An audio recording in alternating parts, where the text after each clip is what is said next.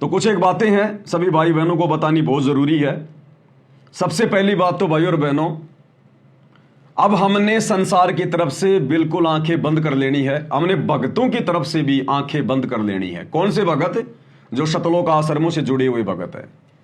वो क्या कहते हैं, क्या कहेंगे, हमने कुछ नहीं सुनना, कुछ नहीं देखना, क्योंकि हम जान चुके हैं उनको एडी से चोटी तक। वो खुद कितने मर्यादा में हैं, वो खुद कितने भगत हैं, फिर भला वो हमें क्या शिक्षा देंगे।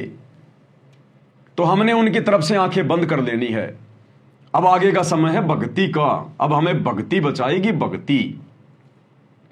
तो सबसे पहली बात भाई और बहनों, ये जो 5 ज्योति के साथ में परमात्मा ने जो अपनी आरती उतरवाने की प्रक्रिया भक्ति मार्ग में शुरू जो करवाई है, ये हमारी कैसे सफल होगी, हमने किन किन बातों का ध्यान रखना पड़ेगा। कुछ एक बातें जानना बहुत जरूरी है। अब देखो भाई और बहनों, हम परमेश्वर की 5 ज्योतियों के साथ में आरती उतार रहे हैं। तो सबसे पहला जो पॉइंट है वो है नियम, मर्यादा। अब चाहे कुछ भी हो जाए, भाई घर छूटो, चाहे जग रूठो, चाहे रूठो ये संसारा हो, कौन सुनेगा मेरी काल लोक में जब गुरु रूठ गया मेरा हो। मर्यादाओं के लिए हम सत्सेवक भाई बहनों ने अब कमर कस लेनी है, कमर। अगर जरा भी मर्यादा हमारी टूटी, ये हमारी आरती सफल नहीं हो सकती। ये 5 ज्योति वाली आरती हमारी सफल नहीं हो सकती। अगर मर्यादा तोड़ के यदि हम ये आरती करने की फॉर्मेलिटी करेंगे तो हम भगवान को धोखा नहीं दे सकते, हम खुद को धोखा दे रहे हैं, खुद को। तो मर्यादाओं के लिए कमर कस लो, कमर। जो जो नियम गुरुदेव ने हमें बता दिए, कुछ भी हो जाए निभाएंगे तो निभाएंगे। परमात्मा से प्रार्थना करेंगे नाक रगड़ रगड़ के। चाहे किसी का पति रूठे तो रूठे, किसी की पत्नी रूठे तो लाख बार रूठे, किसी की पत्नी घर छोड़कर जाए तो लाख बार जाए, किसी का जो है पति जाए तो लाख बार जाए, किसी के सास ससुर नाराज हो, किसी के माता पिता नाराज हो तो लाख बार हो जाए। अब भक्ति करेंगे तो भगवान को प्रसन्न करने के लिए करेंगे, घर परिवार को, रिश्तेदारों को, समाज को प्रसन्न करने के लिए नहीं करेंगे कुछ भी। अपने परमेश्वर के वचन को प्रथम महत्व देंगे, अन्य किसी के भी भक्ति विरुद्ध वचन को महत्व नहीं देंगे। आप घर में रह रहे हैं, परिवार में रह रहे हैं, ससुराल में रह रहे हैं, हमने केवल उनकी उन्हीं बातों का समर्थन करना है, उन्हीं बातों तक हमने सहयोग देना है जो बातें भक्ति मार्ग में किसी प्रकार से बाधा उत्पन्न ना कर सके। अगर उनका कोई भी कार्य, कोई भी नियम अगर हमारी मर्यादाओं को तोड़ने वाला होगा, भक्ति बाधक होगा, तो भाई चाहे ससुराल वाले नाराज हों, चाहे पीहर वाले नाराज हों, हमने वो कर्म नहीं करना। कुछ भी आर पार की लड़ाई है, आर पार की मंसूर की तरह दृढ़ हो जाना है, क्योंकि परमात्मा ने दया बख्श दी हमारे ऊपर बहुत बड़ी, हमारी बुद्धि खोल के। सबसे पहले तो गुरुदेव ने सात संगति के माध्यम से अपने आप को भगवान सिद्ध करवाया, और उसके बाद परमेश्वर ने वो आध्यात्मिक क्रिया शुरू करवा दी जिसको 30 साल तक सारी संगत केवल तोते की तरह बोल रही थी, पाती पंच पोप कर पूजा, देव निरंजन और न दूजा, लेकिन समझ कोई नहीं पा रहा था। अब परमेश्वर ने हमारी बुद्धि खोली, ज्ञान योग खोला, और आज 5 ज्योतियों के साथ में आरती उतरवानी शुरू कर दी। और ये आरती सफल होगी मर्यादाओं के साथ में। तो मर्यादाओं के साथ में भाई और बहनों कोई समझौता नहीं किसी प्रकार का। असंख्य जन्म हो गए, असंख्य युग बीत गए, हमने रिश्तेदारों को प्रसन्न किया, परिवार को प्रसन्न किया। आज ना वो रिश्तेदार हमारे साथ में, ना वो परिवार हमारे साथ में। कोई कहीं पे जो है गधा बन के घूम रहा है, कोई कहीं पे जो है कुत्ता बन के घूम रहा है, कोई लक 84 में पड़ा है, कोई नरक में सड़ रहा होगा। क्या काम आया हमारे वो कुल परिवार जिन्होंने हमेशा हमारी भक्ति में बाधाएं उत्पन्न की। अब हमने परमेश्वर को प्रसन्न करना है, गुरुदेव भगवान को प्रसन्न करना है।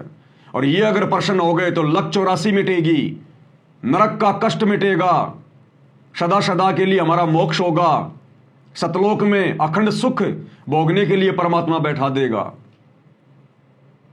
और गुरुदेव भगवान भी अपनी वाणी में कहते हैं कोटि शीश तूने दे दिए यम राजा की फेंट, कि बच्चों तुमने करोड़ों शीश दे दिए, अपने करोड़ों शीश कभी लक 84 में पढ़कर, गधा कुत्ता सुअर बनकर, बकरा बनकर, मुर्गा बनकर इस काल ने तेरे शीश कटवाए। करोड़ों शीश तूने दे दिए यम राजा की फेंट, फेंट यानी झटके से लेता है, जबरदस्ती। और एक शीश दे के देख ले सतगुरु अपने की भेंट, कि तू एक सिर अपना अपने सतगुरुदेव भगवान के चरणों में ज्ञान को आधार बना के समर्पित कर दे। सतगुरु को शीश देने का मतलब है मर्यादाओं में रहकर भक्ति कर, चाहे कितना ही संघर्ष क्यों ना करना पड़े। फिर देख उस एक शीश के बदले में मैं तुझे क्या दूंगा। ये काल जो तूने इसको करोड़ों शीश दे दिए, फिर भी तुझे इसने कुछ नहीं दिया धोखे के अलावा।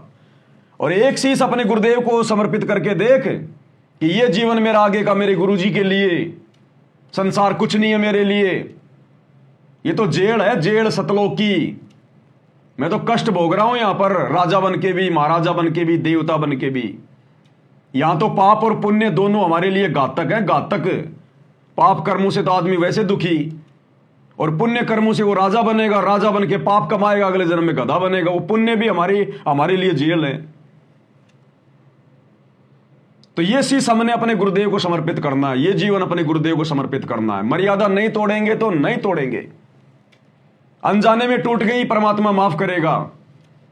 अब हम किसी का कोई दबाव नहीं मानेंगे, और फिर हमारे साथ हमारा भगवान रहेगा। जब हम इतने दृढ़ हो जाएंगे ना मर्यादाओं के लिए, गुरुदेव को प्रसन्न करने के लिए, परमात्मा शीश पे आके बैठ जाएगा, अपने बच्चे के शीश पे आके। घनघोर घटा परमात्मा ऐसे टाल देगा उन संकटों को एक सेकंड में। हमने दृढ़ विश्वास बना के रहना है। तो यह सबसे पहला नियम है, तब हमारी ये आरती परमात्मा स्वीकार करेगा। सुबह के नित्य नियम के समय, संध्या आरती के समय, अन्यथा हमारी आरती सफल नहीं हो सकती। अगर जरा भी मटके में छेद हो गया, जरा भी मटके में छेद हो गया, आप पानी डालते रहो, पानी नीचे से निकलता रहेगा, अंत में प्यासा मरना पड़ेगा, प्यासा। तो जरा भी मर्यादा टूट गई तो वही भक्ति मार्ग में फिर हमारी कमाई जो है वो निकलती रहेगी। ये सूक्ष्म खेल है सारा का सारा। दूसरी बात भाई और बहनों जो बहुत ज्यादा इंपॉर्टेंट है, जब भी हम अपने प्रभु की आरती उतारें, अपने गुरुदेव भगवान की, अपने परमेश्वर की, सुबह के समय अगर आप नहा सकते हो तो बहुत अच्छी बात है, नहीं नहा सकते हो तो अपना हाथ मुंह धो के अच्छे से उसके बाद। और दोनों समय, क्योंकि दोपहर को हमने ये 5 दीपक वाली आरती जला के आरती नहीं करनी है, सुबह और शाम, सुबह के नित्य नियम के समय और शाम को संध्या आरती के समय। ध्यान रहे भाई और बहनों, हमने बिल्कुल चिंता मुक्त होकर आरती उतारनी है, चिंता मुक्त होकर। आप दिन भर अपने काम पे गए, आप 20 लोगों से मिले, किसी ने अच्छा कहा, किसी ने बुरा कहा, किसी ने टेंशन दी तो किसी ने कोई खुशी दी, लेकिन जब शाम को हम अपने घर पर आ रहे हैं और अपने गुरुदेव भगवान की आरती कर रहे हैं, हमने बाहर की चिंताओं को घर के दरवाजे के बाहर ही पटक देना है। हमने सारा दिन अपने धंधे पे, अपनी ऑफिस में, अपनी मजदूरी में क्या किया क्या नहीं किया, हम कितने लोगों से मिले, हमारा जो है वो किसी के साथ में मनमुटाव हुआ, किसी ने जबरदस्ती हमारे साथ में जो है कोई दिक्कतें कोई पैदा की, कुछ नहीं सोचना हमने। क्योंकि भगत अपनी तरफ से तो किसी के साथ में गलत व्यवहार कभी करेगा नहीं, जो भगत होगा। और दुनिया जबरदस्ती हमारे साथ में गलत व्यवहार करने की कोशिश करेगी तो हमारा बिगाड़ कुछ पाएगी नहीं, तो भगत ने टेंशन लेने की जरूरत ही नहीं। फिर हमारा भगवान हमारे साथ है, हमारा गुरुदेव हमारे साथ में, बाड़ी बाका नहीं होने देगा परमात्मा। तो आरती करते समय, सुबह की आरती और शाम की आरती करते समय हमने बिल्कुल चिंता मुक्त होना है। और परमात्मा कहते हैं प्रेम मगन होए आरती गावे। हमने मगन होकर प्रेम के साथ हमारा पूरा ध्यान आरती में, गुरुदेव के चिंतन मनन में, उनकी सलोनी सूरत में, भक्ति भाव के आसपास है। सो संध्या हमरे मन मानी, कहे कबीर सुनो रे ज्ञानी, मन पसरे को घट को आने। परमात्मा कहते हैं सारी चिंताओं को भूल जा, वो आरती मुझे स्वीकार होगी। तो आरती उतार रहा अपने गुरुदेव की आरती उतार रहा है, और तेरा ध्यान भग रहा है तेरे धंधे पे, तेरी ऑफिस में, तेरी लेबर के अंदर, या किसी और काम के अंदर, या किसी और चिंता के अंदर तू फंसा हुआ है, तो तेरा ध्यान कहां है? तू तो फॉर्मेलिटी कर रहा है, तेरा मन तो कहीं बाहर भटक रहा है और हाथ से तू खाली पूजा की थाल हिला रहा है। वो आरती परमात्मा को स्वीकार नहीं होगी, बिल्कुल नहीं होगी। जितना गुड़ डालेंगे उतना ही मीठा होगा। तो अब हमने चिंता मुक्त होकर अपने प्रभु की आरती उतारनी है। चिंता मुक्त होकर दुनिया भाड़ में जाए, काम धंधा भाड़ में जाए, नुकसान तो नुकसान, फायदा तो फायदा। हमारा नुकसान हमारा फायदा सबसे बड़ा इस भक्ति में है। भक्ति सफल नहीं हुई तो सबसे बड़ा नुकसान है। दुनिया में इससे बड़ा नुकसान कोई दूसरा नहीं है। और अगर भक्ति सफल हो गई तो सबसे बड़ा लाभ है, सबसे बड़ा फायदा, इससे बड़ा कोई फायदा नहीं पूरी सृष्टि में। तो चिंता मुक्त होकर, मगन होकर हमने आरती करनी अपने गुरुदेव भगवान की। बाहर की चिंता बाहर, काम धंधे की चिंता काम धंधे तक सीमित है। अब हमने गुरु को प्रसन्न करना है।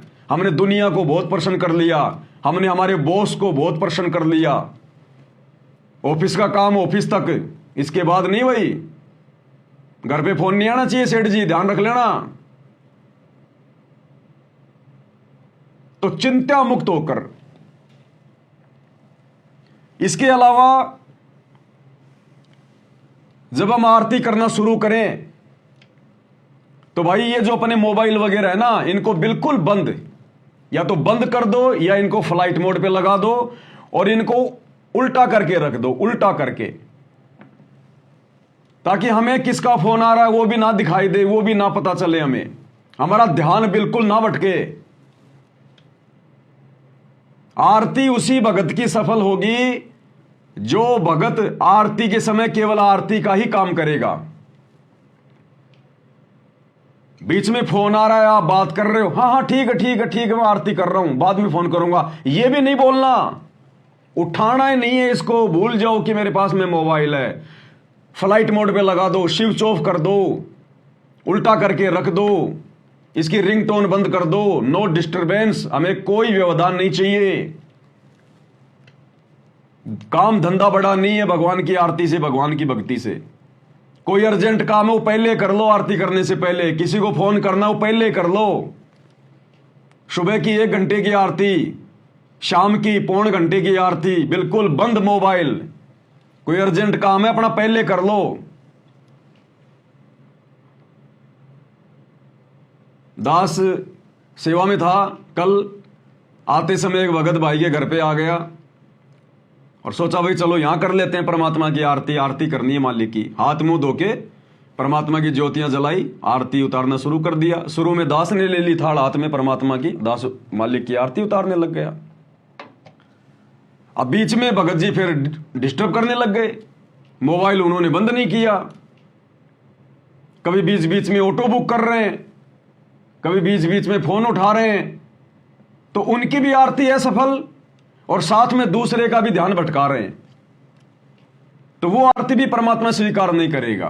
वो अंतर्यामी, वो देख रहा भाई, हम फॉर्मेलिटी नहीं कर रहे, सामने कोई फोटो थोड़ी रखी है। अगर ये पूजा की थाल हमने हाथ में उठा ली तो ये ना सोचिए कि सामने संत रामपाल जी की फोटो है। सतगुरु रामपाल जी साक्षात विराजमान है, साक्षात। वरना ये आरती हमारी सफल नहीं हो सकती। पांति पंच पोप कर पूजा, अगर गुरुदेव भगवान साक्षात सूक्ष्म रूप में आकर विराजमान ना हो तो ये आरती हमारी सफल नहीं हो सकती। ये फोटो के आगे थोड़ी कर रहे हैं हम। फोटो तो केवल एक माध्यम है ताकि हमारी याद बनी रहे। हम फोटो की पूजा नहीं कर रहे, हम मूर्ति पूजा नहीं कर रहे। मूर्ति केवल एक यादगार है। कबीरा दर्शन साधु का, मुख पर बसे सुहाग, दर्श उन्हीं को होते हैं जिनके पूर्ण भाग। हमने फोटो के आगे आरती नहीं लानी है। हमने ये देखना है सामने मेरे गुरुदेव भगवान विराजमान है सूक्ष्म रूप में। अनंत कोटि ब्रह्मांडों के स्वामी, अनंत कोटि कलाओं के स्वामी। जितने मर्जी रूप बना ले गुरुदेव भगवान।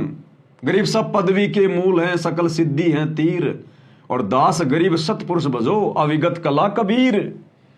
ये काल 21 ब्रह्मांड का स्वामी, 1000 एक कला का स्वामी है, भगवान है। ये 1000 रूप बना सकता है एक बार में। अक्सर पुरुष 10,000 कलाओं का स्वामी है, एक बार में वो 10,000 रूप बना सकता है। और ये सारी सृष्टि के मालिक सतगुरु रामपाल जी भगवान, ये कबीर देव अनंत कोटि कलाओं के स्वामी हैं, जितने चाहे उतने रूप बना ले परमात्मा। ये अपने सभी बच्चों के घरों पर जब ये आरती शुरू होती है या गुरुदेव भगवान को भोग लगाया जाता है, परमात्मा उस समय आकर विराजमान हो जाते हैं। अन्यथा ना तो हमारा भोग सफल हो सकता और ना हमारी ये 5 बत्ती वाली आरती सफल हो सकती। तो हमने कुछ नहीं, ये सोचकर कि सामने गुरुदेव बैठे हैं, उसके बाद चाहे किसी प्रधानमंत्री का फोन क्यों ना आ जाए, भैया बाद में तो बाद में, कोई डिस्टरबेंस नहीं किसी प्रकार का। घर में कोई मर रहा है, कोई पैदा हो रहा है, हमने देखना ही नहीं है। पैदा होने वाले को भी यही संभालेगा और मरने वाले को भी यही देखेगा। आरती के समय कुछ नहीं भाई, ये विशेष तौर पर ध्यान रखना, नहीं तो हम परमात्मा के दोषी बनेंगे। तो कल मेरी भी ढंग से आरती नहीं हो पाई और उनकी तो आरती ढंग से होनी कहीं थी, कहां थी। तो भाई और बहनों, ये बातें जो परमात्मा जो बुलवा रहे हैं ना, ये हमने इन बातों को गांठ बांध लेना है। भगवान नहीं बताएगा तुम्हें सारी बातें आके ये इस प्रकार से कि ये करो वो करो, ये करो वो करो। 10 साल से परमात्मा दास के माध्यम से ही अपना संदेशा दिलवा रहा है और यही करना पड़ेगा आने वाले समय में सबको अपनी भक्ति सफल करने के लिए। इन संदेशों को हल्के में मत लेना बिल्कुल भी, नहीं तो भक्ति सफल नहीं होगी, परमात्मा नाराज हो जाएगा। अरे किसी मुख्यमंत्री ने आपको मीटिंग में बुलाया है और आप 20 आदमी या जो 10 आदमी हैं मैन आप मुख्यमंत्री के सामने मीटिंग में बैठ गए। मीटिंग हो गई शुरू और मुख्यमंत्री उधर से आपको भाषण दे रहा है, आपको कुछ समझा रहा है, और उस मीटिंग में यदि कोई आदमी बीच में मोबाइल आ गया और उस मोबाइल को उठा के हाँ जी वो टेम्पो बुक हो गया, ठीक है जी हो गया, वो OTP आ गया ना, आ गया। सोचो मुख्यमंत्री का क्या रिएक्शन होगा। इतनी इंपॉर्टेंट मीटिंग चल रही है और बीच में आदमी मोबाइल से बातें कर रहा है, वो अपनी बेइज्जती समझता है मुख्यमंत्री कि इसको मेरा कोई डर ही नहीं है, इसको मेरी कोई जोहमल की वो चिंता ही नहीं है, इसको ये मुझे नॉर्मल आदमी समझ रहा है क्या। मैं यहां पर इतनी गहन मीटिंग कर रहा हूं, इतनी अच्छी बातें बता रहा हूं और ये बीच में, ये बिल्कुल ही सीरियस नहीं है, ये बीच में बात कर रहा है। उसी समय मीटिंग से बाहर कर देगा और अपने दिल से उतार देता वो मुख्यमंत्री उसको, ये बड़ा निकम्मा आदमी है, इसको जरा भी इसको शर्म नहीं है। और भाई और बहनों, हमारे सामने कौन होते हैं जब हम आरती करते हैं परमात्मा की? मुख्यमंत्री। तो उनके आगे कुछ लगता भी नहीं है। 21 ब्रह्मांड का स्वामी ज्योति निरंजन ब्रह्मा विष्णु महेश 33 करोड़ देवी देवता उनके चरणों की धूल के बराबर भी नहीं है। हम उस मुख्यमंत्रियों के मुख्यमंत्री सतगुरु रामपाल जी भगवान की आरती उतारते हैं और यदि हम बीच में डिस्टर्ब करेंगे, भगवान कुछ नहीं कहेगा, वो प्रकट होके नहीं कहेगा कि देख तू ये क्या कर रहा है, बीच में बात क्यों कर रहा है। वो तो लिखता रहता है, पॉइंट बनाता रहता है कि तूने इतनी गलतियां की, तूने गड़बड़ियां की। उसी हिसाब से फिर हमारे को फिर जो है वो रिजल्ट मिलेगा, तो हमें जो है परिणाम मिलेगा। तो बिल्कुल भी हमने ये मोबाइल वगैरह का यूज नहीं करना, कुछ नहीं। जब परमात्मा ने संध्या आरती में कह दिया कि प्रेम मगन होए आरती गावे, तो प्रेम मगन होने का मतलब क्या है? अपने गुरुजी में अपना प्यार, अपने गुरुजी के प्रति चिंतन मनन ध्यान। अरे इसीलिए तो भगवान ने शुरू करवाई आरतियां। ये आरती परमात्मा ने इसीलिए तो शुरू करवाई है ताकि मेरे बच्चों का ध्यान ना भटके, क्योंकि अब ये काल ध्यान भटकाएगा। समय बहुत नजदीक है महाविनाश का, प्राइम टाइम चल रहा है, तो हमारा ध्यान ना भटके उसके लिए तो गुरुदेव ने हमें यह विधि बताई, हमसे यह विधि लागू करवाई। और हम इसमें भी अगर मोबाइल पे बात करेंगे तो फिर कैसे हमारा फिर बताओ जो है वो भला होगा? फिर कैसे हमसे भगवान प्रसन्न होगा? फिर तो हम हल्के में ले रहे भगवान को। तो ये हमने बिल्कुल भी नहीं करना है, बिल्कुल भी। तीसरी बात, मान लीजिए आपके घर में संध्या आरती शुरू हो गई और आप जी 5 मिनट बाद में आए, तो भैया अब नहीं चलेगा कि 5 मिनट बाद में आए, दंडवत प्रणाम किया और थाली लेके गुरुजी की आरती उतारने लग गए। भैया दोबारा से आरती करनी पड़ेगी शुरू से। भले आप आरती उतारो ना उतारो अकेले, वो आपकी मौज, आपकी अपनी मर्जी, लेकिन आरती बीच में नहीं चलेगी। अगर आरती करनी है तो बिल्कुल आरती में शुरू से ही गुरुदेव भगवान के जयकारे के साथ मंगलाचरण से ही आरती में खड़ा होना पड़ेगा। घर में आरती हो रही है, आप जी मतलब जो है 5 मिनट लेट आए, आपने देखा यहां तो आरती शुरू हो गई, आरती पहुंच गई जो है मतलब कि 56 नंबर पेज पे, ऐसी आरती अपरंपारा था के ब्रह्मा वेद उचारा, हाथ मुंह धो के तुम भी खड़े हो गए लेके भक्ति बोध। ये नहीं चलेगा, अब नहीं चलेगा बिल्कुल भी, बिल्कुल भी। जिस प्रकार कोई आदमी भूखा है और घर पर आया, आते ही उसने देखा कि भाई मेरा बेटा खाना खा रहा है, मेरी मां खाना खा रही है, मेरा बाप खाना खा रहा है, और बाप खाना खा चुका है, बस थोड़ी सी भूख है, हल्की सी, लास्ट का समय चल रहा है उसका। क्या उस समय वो बेटा अपने बाप के पास में बैठ के खाना खाएगा कि ठीक है ये 2 टुकड़े बच रहे हैं, बस मैं तो यही खा लूंगा? नई थाली लगवाएगा, नई थाली, कि मेरे को तो 4 रोटी चाहिए पूरी, तब जाके पेट भरेगा, सारा दिन का भूखा हूं। तो आरती फिर हमारी कैसे सफल होगी? हमें आरती की, भक्ति की भी उतनी भूख होनी चाहिए, उतनी प्यास होनी चाहिए। तो अब ये नहीं चलेगा, या तो शुरू से ही आरती करो या फिर नए सिरे से आरती होगी दोबारा से पूरी, बीच में आरती में शामिल नहीं हो सकते हम। और अब हमने सारे काम छोड़कर, देखो परमात्मा धीरे धीरे धीरे धीरे आगे बढ़ाएगा। परमात्मा ने हमारी सबसे पहले वो गंदी आदत छुड़वाई। हम गुरु जी की ऑडियो वीडियो लगा के आरती किया करते थे, काम धंधा करते रहते थे, माता बहनें अपनी सब्जी बनाती रहती थी, कोई अपनी झाड़ू निकाल रही है। फिर परमात्मा ने हम सत्सेवकों पे दया बख्शी, परमात्मा ने अपनी ऑडियो वीडियो से आरती जो है करवाना हमसे दूर किया। हम भक्ति बोध लेकर आरती करने लगे खड़े होके। अब जो ये पांति पंच पोप कर पूजा, देव निरंजन और न दूजा, ये फाइनल विधि है, फाइनल विधि। अब भैया कोई काम नहीं, अपना काम या तो पहले करो या अपना काम बाद में करो, आधा 1 घंटे में कुछ नहीं बिगड़ने वाला। या तो सब्जी रोटी अपनी पहले बनाओ या फिर सब्जी रोटी बाद में बनाओ। तीनों समय की आरती के समय कोई काम धंधा नहीं, कोई झाड़ू पोछा नहीं, कोई सब्जी पूरी नहीं। आरती तो आरती, सबसे पहले भक्ति, प्रथम काम भक्ति, दूसरा काम दूसरा। अब नहीं चलेगा बिल्कुल भी, ये ध्यान रखना स्पेशल। तीसरी चीज, आप जी आरती कर रहे हैं और आरती के बीच में अगर कोई आपका भगत भाई आ गया या कोई रिश्तेदार आ गया, आपने उसकी तरफ देखना नहीं है, पीछे मुड़ के, सामने भगवान बैठा है और किसको देखेगा? भगवान के अलावा उससे ज्यादा महत्व किसी को नहीं। उससे मिलना है, कुछ भी करना है आरती के बाद में। आप जी तो आरती उतार रहे हो, पहली आरती हरि दरबारे, तेज पुंज जा प्राण उदारे। पीछे से कोई भगत जी आ गए, सत्साहेब भगत जी, सत्साहेब सत्साहेब सत्साहेब सत्साहेब, पहली आरती हरि दरबारे, सत्साहेब सत्साहेब। ये नहीं चलेगा, अब ये नौटंकी नहीं चलेगी बिल्कुल भी। चाहे प्रधानमंत्री क्यों ना आ जाए आपके घर पे, पहले आरती में ध्यान पूरा, उसके बाद में राम रमी करेंगे, सत्साहेब करेंगे। पहले आरती होगी पूरी कंप्लीट, लास्ट में गुरु जी को दंडवत करके उठेंगे, उसके बाद में देखेंगे अगर किसी से सत्साहिब करना है, किसी से राम रमी करनी है, उसके बाद में। आरती के बीच में कौन आ रहा है, कौन जा रहा है, कोई रिश्तेदार है, कोई भगत भाई है, कुछ भी है, चाहे ब्रह्मा विष्णु महेश आके बैठ जाओ आपके घर पे, गुरु जी की आरती खत्म होने के बाद में उनकी तरफ देखना है। मन में भी ध्यान नहीं करना कि ब्रह्मा विष्णु महेश आके बैठे हैं। देवों के देव महादेव, सारी सृष्टि का अकाल मूर्त, प्रथम पुरुष, सतगुरु आदि अनादि है, सतगुरु मध्य है मूल, सतगुरु को सिजदा करूं एक पलक नहीं भूल। सतगुरु पूर्ण ब्रह्म है, सतगुरु आप अलेख, सतगुरु रमता राम है, यामे मीनन अमेक। इनसे बड़ा सृष्टि में कोई नहीं है। बाकी सेकंड नंबर पे चाहे ब्रह्मा विष्णु महेश भी आके बैठ गए हो आपके सोफे पे, आपने ध्यान भी नहीं देना। पहले आरती कंप्लीट करो, उसके बाद में उनसे राम रमी करो, सत्साहिब करो। हाँ जी, आओ जी, बैठो जी।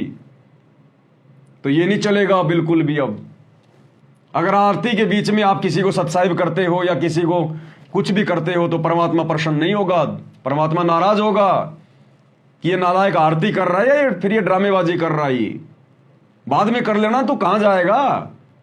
तूने कोई बास्केटबॉल का कोई जो है टूर्नामेंट खेल के आना है क्या रोहतक में जाके?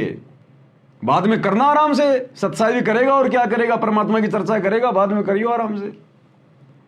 तो ये डिस्टरबेंस अब बिल्कुल नहीं भक्ति मार्ग में किसी भी प्रकार का। भाई जो गुरु बचन पे डट के कट गए फंद 84 के, कट गए फंद 84 के, कट गए फंद 84 के।